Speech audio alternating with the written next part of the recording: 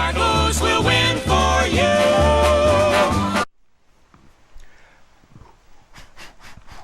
Hey, what's up, everybody? This is Jude from Section 122 on ArgosEndzone.com.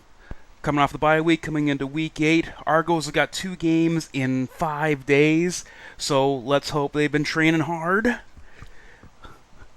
to get ready for the Bombers. So, nothing to really look at for last week. Let's get right into it for this week. We were all hoping that the bye week would allow some of the Argos to get back from off the disabled list, although Jason Barnes is apparently close. Unfortunately, Anthony Coombs has been added to that list, as the rookie looks like he could be out for the season with a shoulder injury. This is a shame, as he was just that one step better each week.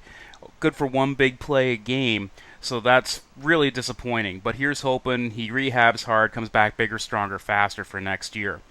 Other news being, the rumor is that Chad Owens could be ready as early as the Labor Day Classic, which is great news.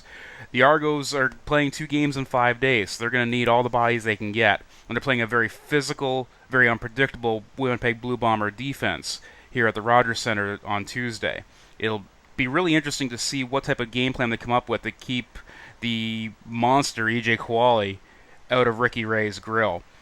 Blocking him is going to be a really big part of moving that ball forward.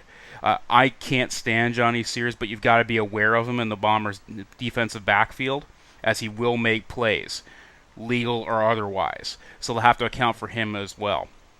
On the offensive side of the ball, the Drew Willie experience is just something to behold. He faltered a little bit against the Rough Riders there last week. Let's hope he doesn't have the bounce back right away. And this will be Coach Mike O'Shea's return to the Rogers Center. First time back since joining the Bombers as their head coach. I'm hoping there'll be something to recognize him at the beginning of the game for all the contributions on and off the field for the Double Blue, and then we'll have to, get into hating him here for the next game or so. We'll have to see how things play out. So, for your fantasy pick this week, pick number 1 this week anyway, since the Argos are going to be playing twice, I personally would be loading up on a lot of Argos on my fantasy team. I mean, you could load up on Bombers too, because they're also be playing 2 games this week, but, you're watching this for a reason, right? So let's talk Argos here. I personally am putting Steve Slayton in my lineup. He had 2 touchdowns there against Montreal. He's reliable out of the backfield on the receiving side of things, runs with some power and some speed. I think he's on the verge of becoming a very big impact player for our Toronto Argonauts. So dress Steve Slayton in the running back position, or flex position, how you want to word it. Myself, I'm all Double Blue this week. Come on, let's get those tickets to BC.